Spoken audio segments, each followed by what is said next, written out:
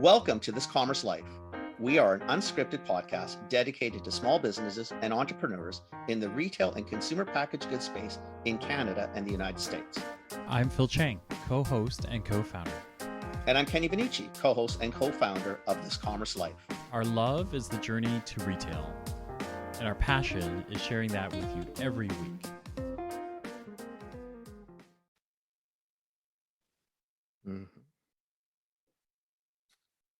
Got it. All right. Thanks. Hey, James. Kenny B. Phil, how are you? How are you? We're well, and you? Good. I like your East Van sign. That was in the Pretty coffee bar. righteous. That was in my coffee bar before we closed it. As soon as we closed it, that came home. You had East Van Coffee Roasters? No, we had Commercial Drive. With Commercial Drive coffee companies, me and a couple buddies, and we had the Drive Coffee Bar. Oh, cool. That's fun stuff. How's your guys' Thursday? Yeah, doing all right. Yeah, it's doing okay. all right. I mean, yeah. It's a weird time for us. We don't usually record at this time. It's it's actually kind of nice. Yeah, it's kind of nice. How's my sound? I've got earbuds if we want me to go with those. No, you're good. You do You're whatever in you good want, shape. man. Yeah, No, it sounds good. You do it's you. Up to you. Yeah. All right. Is that a picture from the booth at CHFA?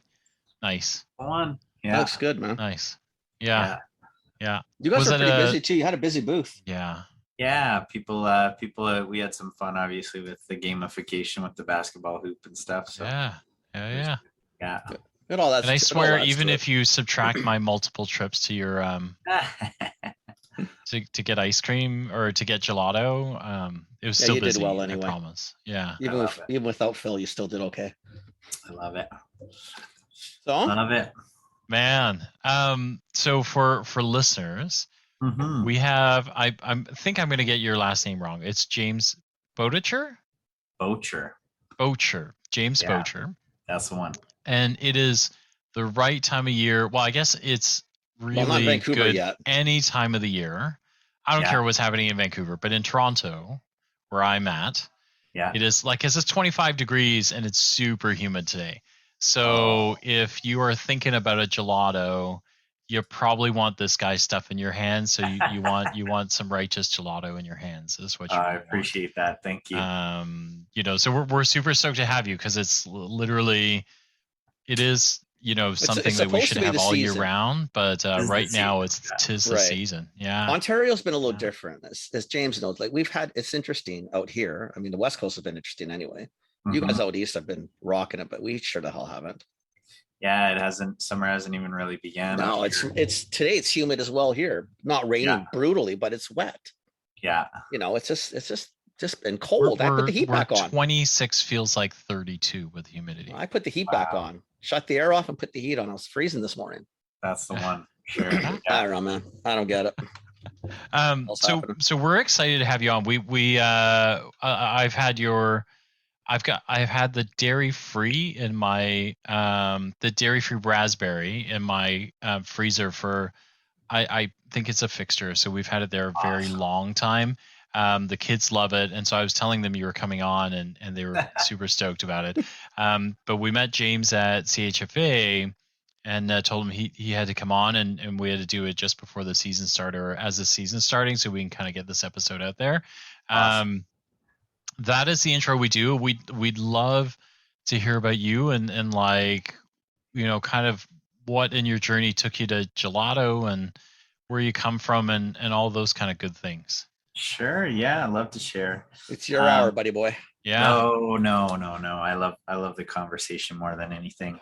Well, you won't stop us from talking. I'm just saying. It's your hour. Yeah, how Righteous came to be is kind of a cool story. I was doing freelance graphic design and strategy for small brands back in the mid 2000s, and started working with this little gelato shop that could in Calgary. And it was about time they were going to close up the doors. Selling gelato in Calgary, Canada, when it's winter most of the time is a tough gig. So, I was having a meeting with the guy that had started the shop, and he just told me that I loved his store or company more than he did. And we did a bit of a handshake deal for me to take over this this little gelato shop that wasn't doing too much revenue, but people really loved it. So ended up doing a handshake deal to repay the purchase price over 3 years because I had $1,800 in my pocket. So it was a weird one for sure, but not even a day before we opened, we dealt with adversity. Someone threw a brick through the window and lit the store on fire before we opened in 2009. Lovely. And what? Who lights a nice gelato store on fire? Like what? A gelato place is really the last place That's you expect wrong. like domestic terrorism. Did they think you were something else, or Seriously, a front? I got exposed to the gelato mafia pretty quick, I guess. But Apparently, it was an interesting one. But I'm not, for those that know. I'm dating myself a bit here, but I'm not about to play Columbo to figure out who did it. I just had to get open. So, we were told 6 months till we'd open, and got it done in about 8 weeks with friends and family getting their hands dirty and rebuilding the sucker, and opened to a lineup around the block. And then 5 months later, the landlord said he was going to double our rent. So it was one of those moments where easy to quit. Based on the adversity, but I was too young too. I was 25 at the time, and just said we'll keep going. So kept the brand alive, serving cafes and doing events and all that kind of stuff. And then when the floods happened in Calgary in 13-14, we said, how can we rise up? And we were fundamental in bringing food truck culture to Calgary. So we got our truck out there serving coffee and soup and gelato to all the frontline responders during the Alberta floods, and then said, can we create a product that could raise some money for the Calgary Zoo it happened to be at the time. So we did a collab called 2x2 Rebuild the Zoo, and $1 from each jar went to serve them, and went into 12 local co-ops. And after that, it was kind of the rest is history. So awesome. Love the product, love the brand, and co-op said, what's next? And I had this clear jar sitting on my desk. It's kind of, still can see it, but just said, what if we put something in it, and named it something, and off to the races. And now you can find us in most corners of Canada, and we're just getting going in the US and trying to share our purpose and mission with others. And our ethos is create things that make the world a little more awesome and enrich people's lives. And so have a lot of fun every day creating things that do those things, both on the employer side as well as the consumer side, or the customer fan, as we call them, side. So very cool. You're still in Calgary doing. Yeah. We manufacture everything in Calgary here. Okay. You didn't get the message. They tried to run you out of town, and then they tried to price you out of town. Yeah, you're kind of. Yeah, well, we had the shop. The shop closed, and then I called a few friends, and a friend of mine had Eric Day. He had a little catering company, and he said, I have no space for you except in this garage. And there's literally a storage bay for like chafing dishes for catering, but it had an electrical panel and some water for like a mop sink essentially. And so I said, we can get going here, and made our first few samples for a couple local restaurants, and before we got in trouble from health services. But after that, I banged on a few doors, and I found this old egg facility that was a commissary kitchen for a bunch of little brands. And this lady Sue opened the door and said, what do you want? I said, I need some space. So for the next 6 months, we made gelato in an unair conditioned egg factory that was, or a reclaimed egg factory, where it was like literally the gelato would come out of the machine, and it was like 40 degrees inside the building. And so you'd be running this to the fridge as fast as you could. And I knew that wasn't going to last forever. We had saved up a little bit of money, but a guy that I knew, his brother had a bay that used to belong to a guy that had hot dog carts. And he said, my brother, the hot dog guy is left overnight, but there's a 6x6 freezer in here. Are you interested? And I was like, anything with a freezer I'm interested in. So we took over this bay, and I've seen this girl at the time. Her cousin Steven was doing contract work, and so I said, "Can you help me build this out?" And when I told him how much money I had, he said no. And then I said, "Well, what if I help you do it?" And he's a kind man, And so Stephen took on the job, and we spent a lot of nights building that sucker together. And so I'm very grateful for him coming into it. And we were there until it was a 2,500 square foot building, and we were there for about 2.5 years before we were standing on top of each other. Our office used to be an 11-foot IKEA dining table, and we called it our headquarters. And everybody just sat around it with their laptops. I remember meeting with Nordstrom there, and they're like, senior executive food service guy, Michael Northern, is like, "This is your office." I was like, "Yeah, just sit down." Buddy, it's ice cream. We're making gelato here. We know where it'll be office. Exactly. So those were some fun days, and then got to the point where again bursting at the seams there, and was driving home one day and drove past the facility that we're in today, and it was just an empty building, and the landlord was believed in what we were doing. He's a great man, and even let us have access to it before we got in here, because we needed somewhere to store some of our packaging, because it was just happening all too fast for us. So that was back in 2014-15, which was those were some fun years for sure. So you've got enough. You can do capacity in the space you're in, obviously. Like you're okay for. Yeah, if you're here, there's a video on YouTube called Righteous Gelato, Who We Are, and you can see the video. And so when we designed this space, it was really about creating the non-factory. So there's glass to the production area, a lot of natural light coming in. Nice. It's very unlike most production facilities. We're a stone's throw from downtown, so it's very accessible for everybody, and we can see the skyline from our door of downtown. And it's just like Willy Wonka meets Google. We've said before, it's like it's got a vibe to it, and people come in and just love it. And most, you can't put a job posting up for a gelato maker, because that's not an occupation in Canada. You could maybe some other parts of the world, but we get a lot of folks that just want to be. Why not? I think that's. Well, now there's a lot of people that maybe have it on their resume. Yeah. But when we were getting going, it was there've been very few. Zero. Well, plus, not for anything, not to knock Calgary, but Calgary's not. It's a little different than Toronto country. Or Vancouver or Montreal. Sorry, Calgary, but not a straight path from oil and gas to gelato making. But, no, you. We're changing that thing. There's a lot of tech going on in Calgary. I'm proud to be Calgarian, born and raised, and some awesome. cool food companies coming up, and a pretty decent hockey team. Although we're in a bit of a sticky spot. A bit of a pinch, but that's okay. Yeah, but you're a hell of a lot farther than either of our teams. It doesn't take much in our city, so we'll let that one go. There we go. Wow. Yeah. Wow. I'm not even sure where to say. Like, that's a crazy ride. What's this all over the place? I love the fact you were scraping nickels all the way through too. Like you really knocked on a lot of friends and contacts doors, right? Or sounds like it anyway. Like it must have been interesting. Oh, it's been nothing short of interesting. When we started with our first restaurant in Calgary, is a little pizzeria called Famoso, and they loved the gelato here for it was their sixth location.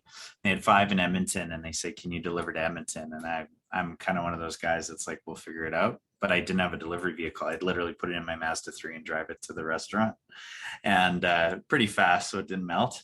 And then they said, "Can you do Edmonton?" And I was like, "Fuck, how am I going to do this?" And it's not the Mazda 3. I drive fast, but it's not that fast. Oh crap! So true story. The power went out one day, and I was freaking out. The next morning when I came in, the power's out in the building, but everything was in this chest freezer. And I opened the chest freezer, and everything was still frozen. Yeah. And I was like, "There it is." And so I get the orders on Friday. Make the gelato on Saturday, have my kid brother come in on Sunday and help me box it up, and then we put it in this chest freezer. I go to Enterprise on McLeod Trail and rent a van on Monday morning. So you're still doing the delivery. Push the chest freezer into the back and drive 3 hours north to these restaurants. Well, what the hell are you doing? What are you doing? That's amazing. Yeah. Oh my God. So yeah, we did that for almost 2.5 years to holy shit. Happen. But yeah, it was a lot of just don't take no for an answer, figure it out as you go. And we have a bit of a cardinal rule here, which is find a way to yes. And really that's really all it was but about. That's not close. I mean, people maybe don't know, but Calgary and Edmonton are close on the map, but they're not that close really. And that not really that close on the map either. And it's an interesting road in the winter, Really right? I mean, not. that's not a that runs that's a bit of a run. Yeah, it is. I think I got to know the RCMP guys outside of town a little bit because it's driving pretty fast. But oh my god! Yeah, those were my late 20s, early 30s, getting this thing going. Holy shit! Good for you. That's a lot of that's a lot of commitment. So yeah. did you when you if I rewind the whirlwind for just a second, like when you shook on this thing, did you think you were getting a gelato shop, or did you kind of have,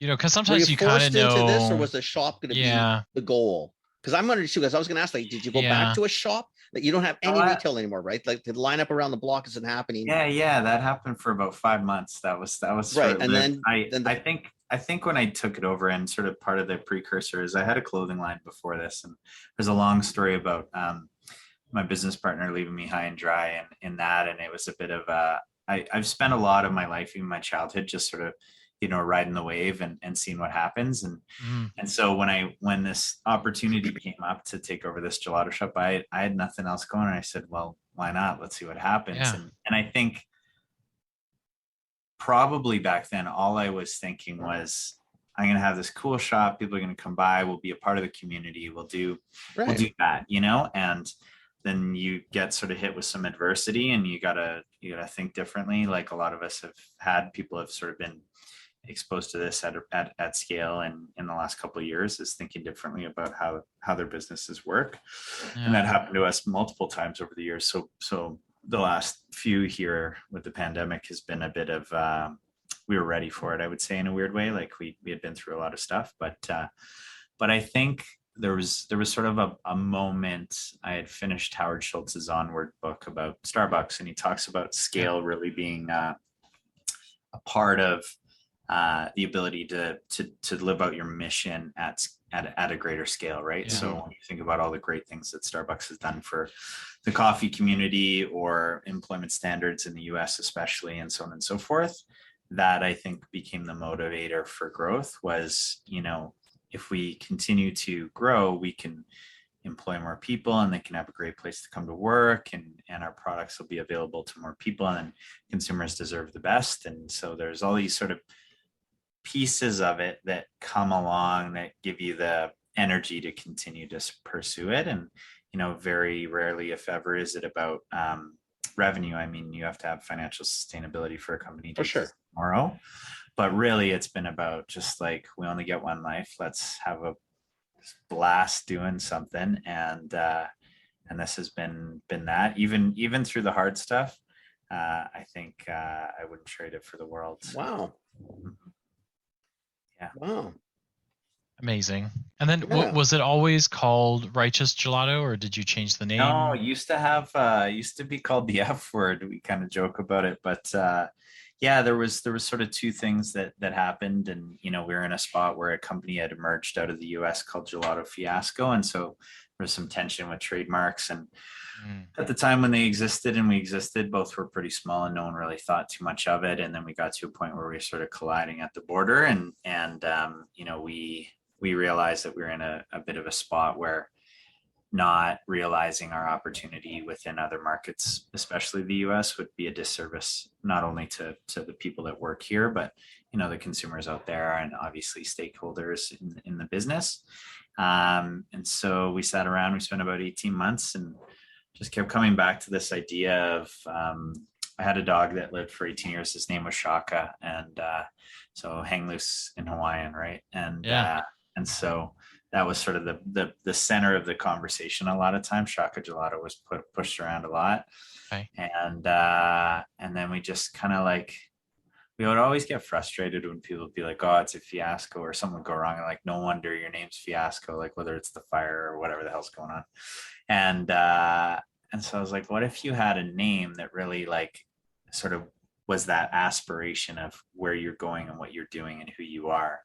And so that's really where Righteous came to be, and not obviously not in a religious sense, but more so in like the surf culture. The surf culture. Yeah. Skateboard culture, all that shit, right? Yeah. Yeah. And that's cool, man. Like seriously, you guys have done cool. Like your whole story is really cool. Thank you. Like it's just different. Yeah. Well, I think Righteous for me, it's like you know, everybody talks about Finding Nemo, and that was actually a moment where it sort of clicked. But it was like, you know, Righteous is this expression of you knew it was going to be good, but then it's better than expected, right? And it's like, right, righteous, you know, I was like, righteous.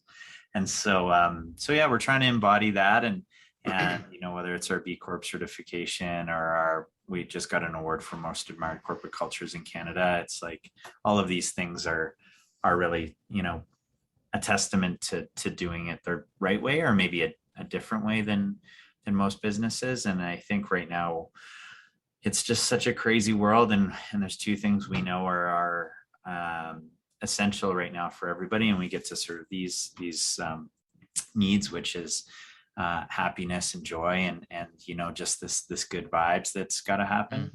And then yeah, everybody's just deserving of delicious things, and so we're trying to do both of those things all day long. So your team of weirdos is inspiring. Yeah. We have a come as you are policy, which is really just about, I mean, I was a punk rock kid growing up, and I know that everyone has a story, and as soon as judgment clicks in, it means you don't have enough information. And I think we really, you know, make this one of our core virtues is everyone is welcome. So just really embodying that in a we need more of that. Yeah, we need a lot more of that. For the listener, I just want to clarify, I wasn't being I wasn't putting down James's team. They actually call themselves a team of weirdos, so I wasn't. I just assumed you're on the webpage and fooling disrespectful or anything. I just want to be clear before somebody goes, "What the f, man? Well, you can't say that." I'm like, I didn't. It's on the website. I wasn't. These people are very laid back. I just want to be really clear. They look super stoked to be working where they're working, which is amazing. Yeah, well, and I can't take credit for it. I mean, Steve Jobs was the first to really say, you know, you gotta be weird to do really amazing things in the world. And I honestly think for all the young people out there, if you get called weird anytime, that is just take it and run. That is a compliment, right? Yeah, being on the fringe ain't that bad, right? It's great. It's kind of cool too. Well, good for you. Wow. Yeah. So how many people are you at right now? Like what is the size of this enterprise? We float around 40 right now. Good size. And when during COVID, obviously there wasn't a lot of part-time work and events and brand ambassadors and street team and all that kind of stuff. Those were kind of the 65, 70 days in terms of team members. And we've got a really great group right now. I'm really proud. We've made some amazing new hires and some wonderful people that are gravitating towards the brand. And we've got a lot of employment perks, I guess they're called, but we just call them sort of who we are. And these things, I think, really change the narrative around business. And it's fun because I do this thing called Founder Coffee with every new team member at their 30 days, and just sit and let them ask questions and let them know that I'm not a guy wearing a bad suit every day. I wear sneakers and a t-shirt most days, and we're all the same. So just let's have a good time together. And they're always like, you know, I'm just waiting for the shoe to drop, or like whatever about culture. And I was like, you can ask anybody here. Like when people are like, what's your culture? Like, that's like, just phone the office and ask. Because you're gonna, it is what it is. Culture is not something you create. It's the DNA of an organization. It's what happens when no one's looking, kind of. Were you always like this? Did you always have this idea or this way of going through life, or I think there's two things. If I look at myself, when I was younger, I used to stick up for a lot of kids that got picked on and then get beat up myself. So that's one where I think everyone deserves to be cared for and belong.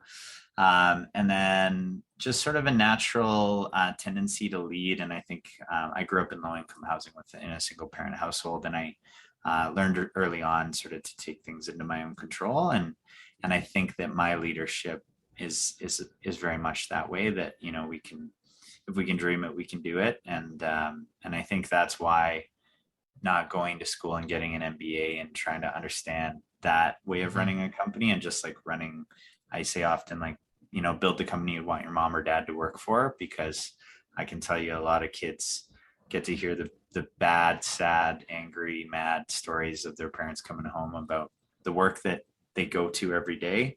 Yeah. And who wants that? And I think that's where we're coming around. You know, culture's been a big thing, and I think the world is better for that. There's obviously still some not great workplaces, but I think at the same time, it's getting a lot better, especially in the last decade. And it's rewarding when you've got, you know, new leaders emerging in big organizations leading the way, or you've got companies like Danone becoming a B Corp, or things like that. Yeah, that's crazy.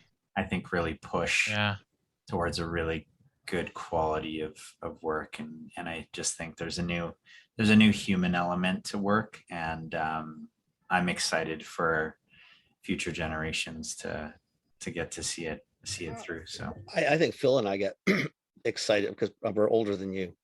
I'm older than both of you. But, you know, I come from, you know, a whole different time. Like, so how old do you know, James? 39. 39. So I'm 56. So that 17 years is enough. Yeah. Like when we were, you know, at the age of probably a lot of your people, it was, you know, work and joy weren't necessarily attached. If you found it, that was awesome. Oh, no. But it wasn't definitely that. Not at all. Your parents coming home not happy about having to spend the day at work was probably pretty common. I mean, it wasn't, you know, like life was miserable, but it definitely wasn't what your generation and the ones behind you are doing, where they just don't tolerate a lot of stuff. They want their time. They want to work in a place that they feel part of and respected. And, you know, we were laughing there. Like, we never asked for holidays. Like, you just, if you didn't get them, you just, I guess we're not getting any. You never asked for a raise because you just, well, I guess we're not getting that. Like, you know what I mean? Like, we're the whole, just new generation is a lot different. You expect, and you expect a lot more, and you don't chance to tolerate ask a lot less. questions, right? Like you just There's kind of like figured it out, or you were an idiot, no Founder Day coffee. and it was There's no Founder Day coffee. No, there wasn't even a boss coffee. Like, sure, you were lucky to have just a coffee. You were lucky to have a coffee break. Yeah. And I'm not even. we're not going back 50 years. I mean, that's only like 30 years. Yeah, it's inspiring to see what you're doing. It's super inspiring. This is, and we met a lot of your foe. I guess I met more than Kenny did, because I had a lot of gelato when I was there. But no ice cream came my way. Well, I tried. Like, so I told him about it, and then I try and bring him one, but I just eat it before I got back. That's the fun. That's not trying. That's no. I tried you in my heart, but you know. Yeah, whatever. Like, Righteous Gelato belongs in my stomach. Yeah, so, like this try shit. Come on, seriously. Anyway, what I was saying was, we met a lot of your guys, and I know it was at a trade show, but they were stoked to be there. They were stoked to be representing the brand. Like, you know, Kenny and I have been to a lot of trade shows. We met a lot of people, so you can kind of tell when people are sort of excited. Which is why this industry is kind of fun, because this industry, that as a general rule, most people actually really like being in the natural health side or this type of, like, they like it. Yeah. For the most part. I think a lot of people enjoy the industry for sure. I think there's different versions of it. That's for sure. I think there's some great products. There's some not so great products. I think, like anything, it's hard to believe in something and be a part of something if you don't really, you know, you're not a part of it, or you don't feel like you're a part of it. And so what you probably experienced there, Phil, is just what it is. And at the end of the day, you know, we get the chance to work alongside each other and do things we enjoy, and get there's a deep mutual respect and a lot of deep connections in the organization. People make lifelong friends in our organization at a rapid rate. And I feel fortunate. This is why my job title is sort of morphed into this custodian of culture, because the culture, the bedrock is already there, and it's in this maturing stage. And, you know, it's not on me to do anything except allow it to do its natural thing. And once in a while, if somebody spills it or makes a mess of it, I bring in the mop bucket and clean it up, as a custodian would. But really, it's everyone else just living it out and putting their fingerprints on it too. So You are as interesting as your like seriously story. Well, exactly. It's so fantastic. That's a great way to. It's just such a nice way to look at things. Yeah. Like seriously, it's nice talking to people like you. I like it's interesting, right? Where does the business, like, where do you see this thing going for you? I know you kind of like you've got a sky's the limit kind of mentality. Where do you see this thing going, or where do you want it to go in the next, like, say 5 years? Yeah, that's probably a good sort of horizon, we'll call it, or a North Star in terms of 5 years. Yeah. Well, Canada, we still got lots of work to do. We kind of joke that we're like the greatest company no one knows about. So millions of Canadians enjoy our product every year, and very few know it's us until we show them the jar. So we'll be like, yeah, Righteous. They're like, oh, that sounds cool. Like, what's it about? And I was like, I guarantee you have this in your freezer. They're like, what do you mean? Then I show them. I won't lie. I walked by your booth and I didn't know. Yeah. And then when I saw the jar, I was like, holy shit, raspberry lime is in my freezer. I know it, right? Like, peanut butter and jam. Yeah. You know? So it's been a weird one because every other company in the world puts this giant logo on things and then puts the flavor as subtext. And I think for me, it was a bit of that, punk rockism for me. It's like, I'm going to keep the logo small and put what people are buying big on it and see if it goes. And sometimes it works, sometimes it doesn't. But at the end of the day, more times than not, it does, bud. More times it's an opportunity, and so we've got lots to do in Canada, and we're also really excited about the US. There's so many amazing retailers down there, like Sprouts and obviously Whole Foods, and for sure, and HEB and Wegmans, and so we want to partner with them and be involved in their community activities. And I think 5 years from now, I'd be really happy if we had cemented our sort of not legacy, but footprint on, doing things differently in a space that is getting more and more crowded, which is the grocery store. And our vision has always been to be the most beloved and inspiring brand in the grocery aisle. So that's really it, is just continue to stay true to who we are, make delicious things, don't compromise, be a world-class employer, and have a shit ton of fun doing it. Why not? That's the big thing. Yeah, is that all you want to do? That's it. Well, that's it. Well, you set the bar low. I mean, it's easier to hit, right? So yeah, that's it. We're excitedly optimistic about the US, and I think there's a lot of smart people that are waiting for someone like us to come along and share in some joy. So, how long you been in the States? Or trying to get into the States? Because of the trademark stuff we learned, literally the day we launched was 2 weeks before COVID. And so we put it in 24 stores and Whole Foods in the Pacific Northwest. And we didn't do too much during COVID. My two priorities in my role as the shepherd of the company was to keep my team healthy and safe, and mental health became a big thing. And so we spent a lot of time just nurturing and didn't get too distracted or too eager about certain things. And so we just kind of let it do its thing, and now we're back at it. So it depends how you look at it, but I would say we're just getting going right now. Our products are going onto a shelf of a retailer literally this week called New Seasons Market. They're a B Corp certified retailer. I'm a big fan of them, and so if you're out there listening and you're near New Seasons, please go say hello and I call it checking on the kids, but when you face up the product in the store. That's awesome.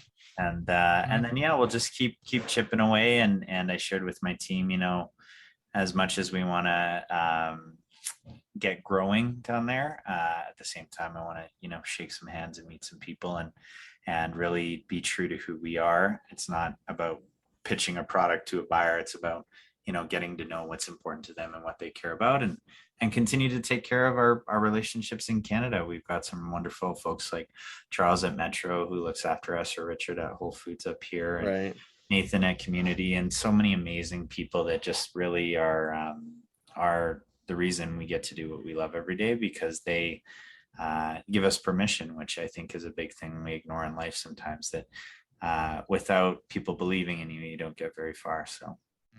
Exactly. Wow. I have a untraditional question, but this is an untraditional interview. I think we kind of come into these things without a ton of expectations. We love the brands that we talk to, and we're just so blessed to be able to talk. But every now and then you get someone like you that pops on so many different levels. I think the thing that I'm so amazed about, that I wondered if you had any wisdom for other founders, is culture that's a really difficult one. Quite frankly, right? As we know a lot of founders that really struggle with, the words that you need to use, and then the actions that you need to do it, and then sometimes the dough that you need to throw behind it to make all, kind of the magic work. Where do is there kind of like inspiration that you draw that you would give other founders as, things that allow them to, kind of shape and frame, how to be? Because honestly, like the way you've gone about this is incredible, and it's refreshing, and it makes me want to be a gelato maker. Which is sort of what I was going to go before. Is like, yeah, like how do you I know what you're saying. Like you came from a little tougher upbringing, for lack of a better, right? Probably taught you a lot of good things, street smart. Sound like you're a pretty good kid, helping others. But to Phil's point, culture is an overused word and an underplayed event. People just don't get it. They think they have culture. Everything has culture, but just because you use the word doesn't mean it's a good culture. It just means, it doesn't mean much of anything if you don't really kind of get it. So did you read? Because you said you didn't do the MBA and all that stuff. So were you like an avid reader? Or someone that you're out there that says, holy shit, I'm just going to be like this person, whoever that person is? Yeah, there's a few, but I might get emotional sharing this just because it's sort of timely. But I think I'll answer this in two parts really quickly. I think that just quickly to add on to culture isn't necessarily good. Culture is what it is. And Enron had a culture of a lot of places have culture. Exactly. So whatever the culture is, that's literally the culture. Culture is not what you do. It's who you are. It's like literally just who you are. It's not about ping pong tables or community investment or whatever you free want to lunch. say. It's literally who you are. Right. And so that's a big thing. And it can have those things. Like it can have a ping pong table, but it's about how things look when no one's looking, is what I would always say. Right. My advice quickly to founders is you really have to have a really strong sense of self as a founder to understand what it is that you want to create as a culture. So for instance, I have a friend that's a mother, and her children have dealt with some health things. So within her culture, it's very caring for mothers and very caring for people with different sort of health restrictions and so on and so forth. So that would be my first audit, is like, what's your awareness about who you are and how you care for others and what's important to you, your values. Ironically, my mission in life is the same as the company, which is to enrich people's lives. And so it's always this extension of the founder.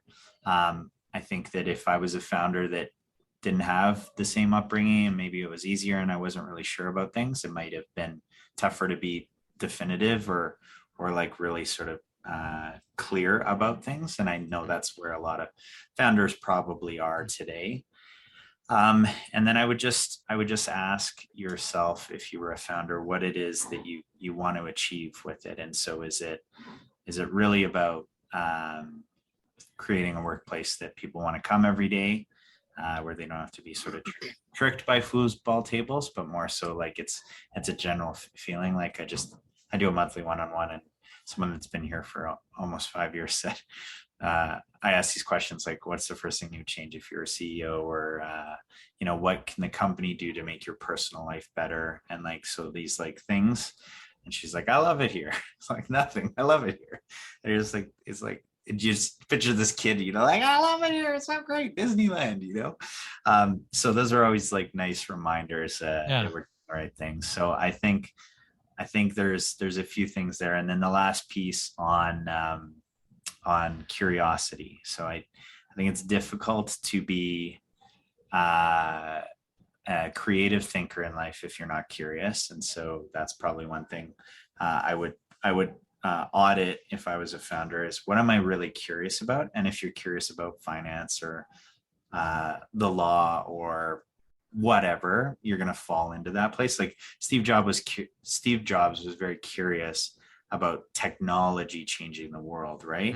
He wasn't curious about culture, right? He wasn't curious about employment standards, we'll say. So that's just where he was curious. And other people probably came in and corrected some of the other things, his weaknesses maybe, or opportunities.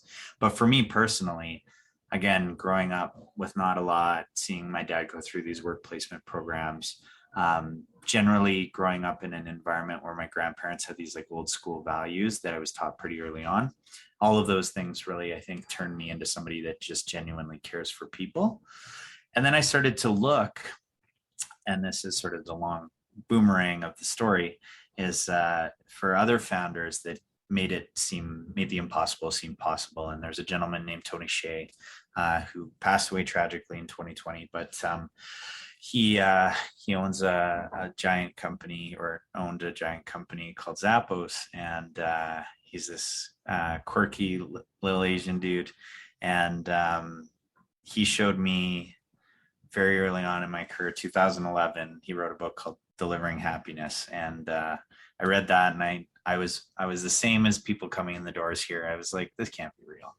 And so I went to Vegas, Henderson at the time, and visited Zappos and saw 2,000 Zapponians working in a crazy, quirky office with streamers hanging from the roof and shake weights when visitors came by, and having the best time, and you come as you are.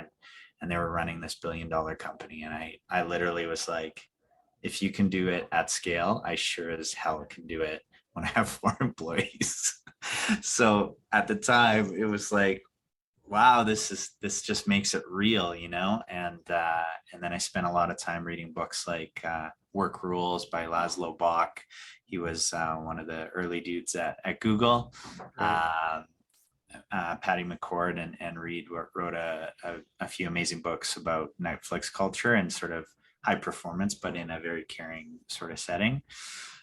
So No Rules is one of my favorite books, and just constant learning. So when you see the shift in leadership at a company like Microsoft, or you see how Tim Cook has changed things for the better in different ways, right, since Steve has passed, and so there's these giants, Goliaths, that you can look to and you can learn a lot.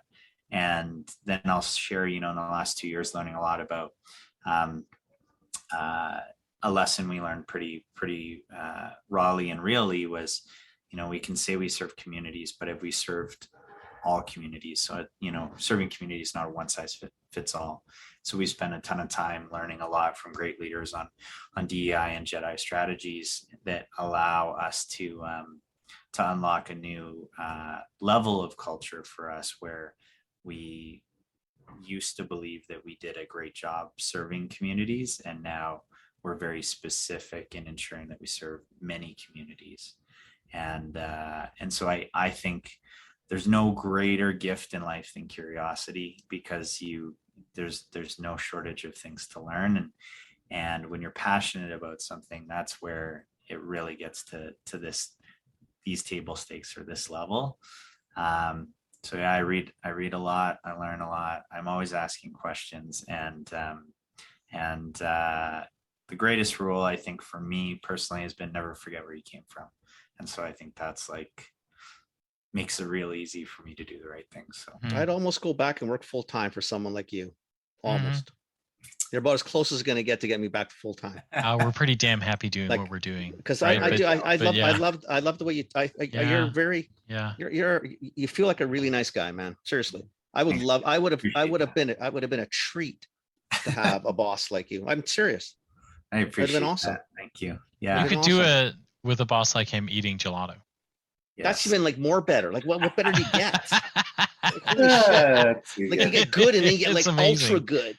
Oh my God. So good. So and they probably get to eat ice cream all day if they want. Yeah.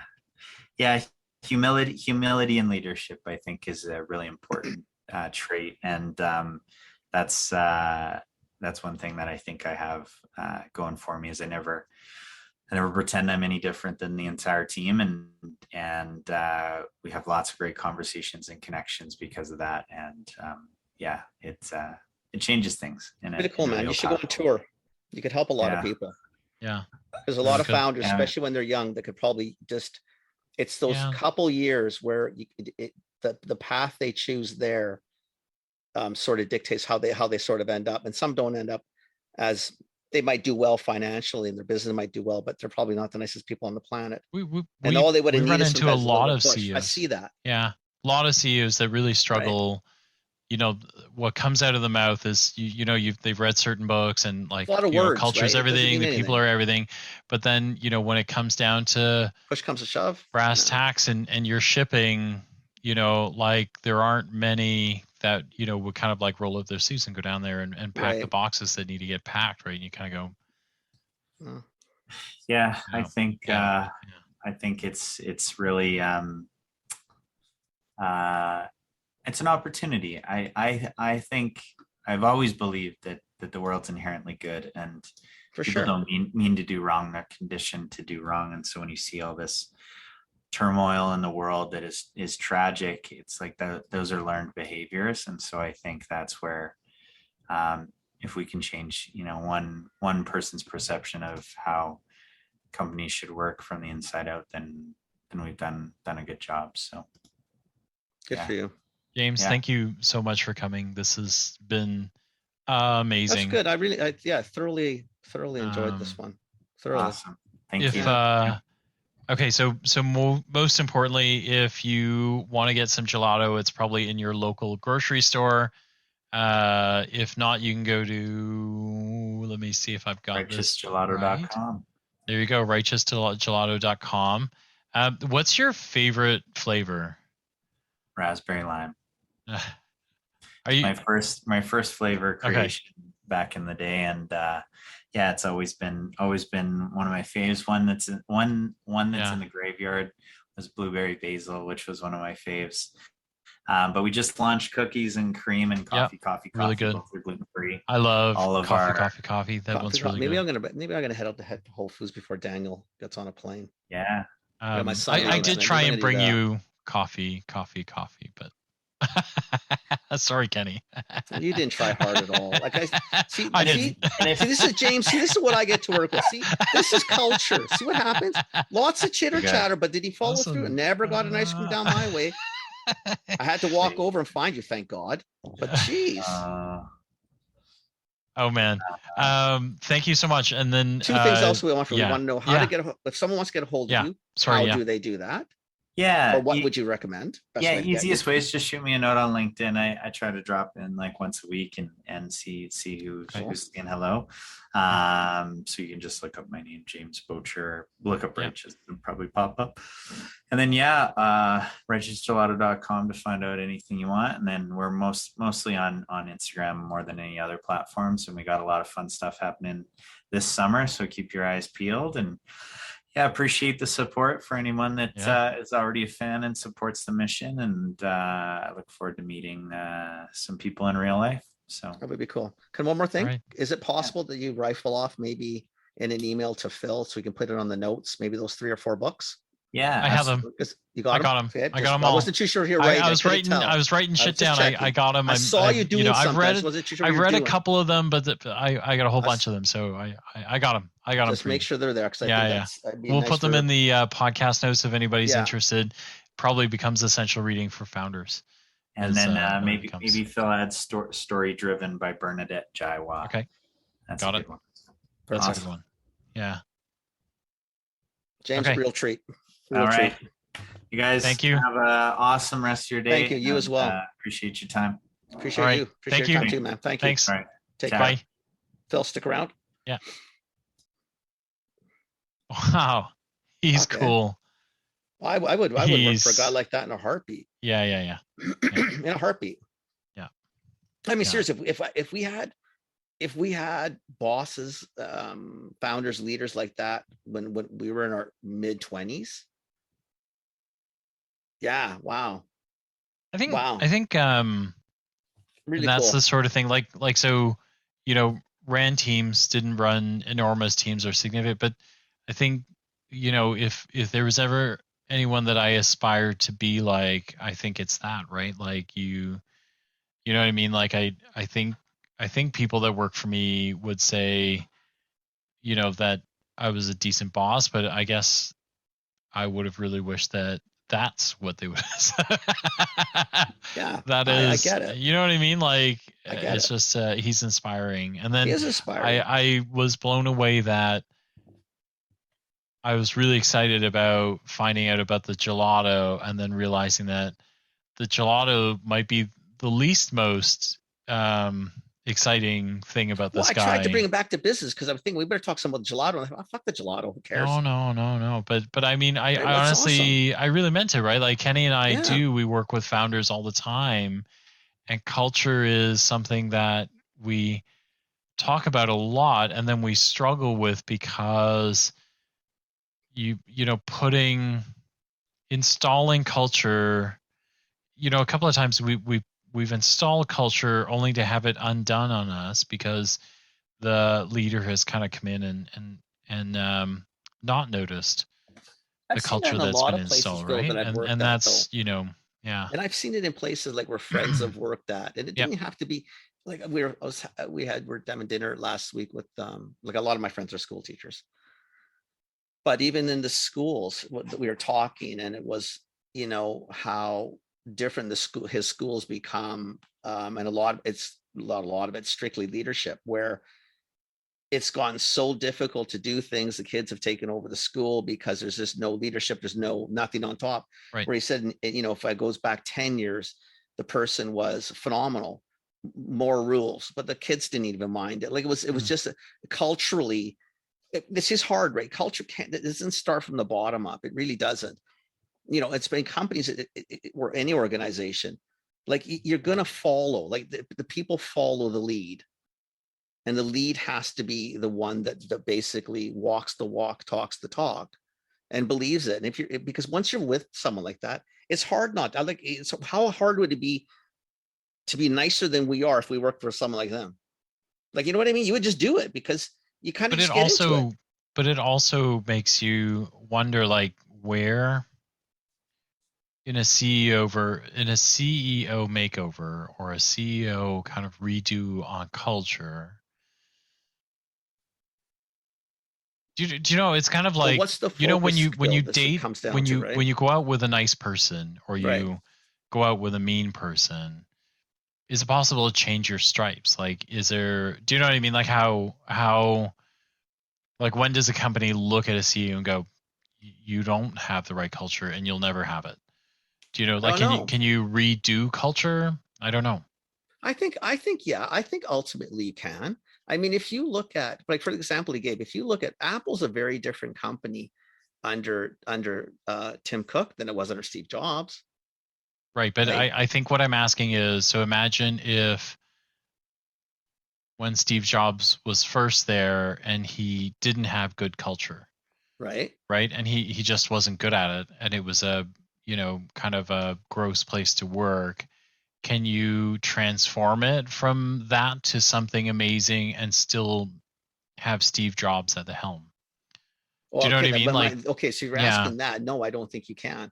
I think if you okay, the stuff you read, the stuff you hear, I mean, there's very few people would argue that Steve Jobs did not have an incredible ability to understand what technology could do for people and how people would love to see it. Like, massively intuitive. Like, he got how, that's, you know, it was the simplicity of how to use things. Yeah. But did Steve Jobs change from the first time at Apple to the second? I don't remember anybody saying, you know, big hugs and kisses. I've read that anywhere. I've never really read that, you know, he wasn't the kindest person in the room. They never read that. Do you know what I mean? So if he was still here, nothing would change. It's got to come from that. I mean, so a company can change, but I think it's really tough. The leopards don't change their spots. I mean, I don't want to make it so black and white, but it's a weird conundrum, right? Is because then founders that have bad culture, essentially, we're saying, listen, you got to move on for the company. Well, I think ultimately, if you're a founder that actually gives a shit about what you've done, then ultimately you have to put, I guess, the company ahead of you. And at that point, it's probably best for the company if you were not. We need Ange and Scott. We need Ange or somebody. Because I think there's, but again, we need someone to wander in on this. But to do that, Phil, you have to be a different person too. Like you have to be a person who says, who can see what your faults are or shortcomings or whatever you want to call it. Because we're going to do a fast thoughts on this with Ange. That's what I'm thinking. You know what? Let's do that because I like this topic because I like it a lot. Because again, I seriously, if I was in my mid-20s, I'd go work for that guy in a heartbeat. Yeah. I'd even go now. At 56, wondering, I would do it. Yeah, in case you're wondering, like the fast thoughts is something Kenny and I have been doing on YouTube. We share it on LinkedIn. We do it on YouTube, and it's just us reacting to topics that we see that we like, right? Well, it's got to be all we like. Well, we have the mic, so what we like, we kind of react to, or what we dislike. So I think we're gonna do one on this. I'm gonna grab.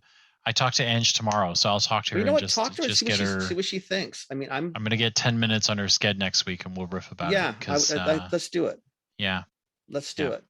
Because I love her take on it. Because you and I are gonna get I think we'll get the idea right. We'll get the words wrong. Yeah.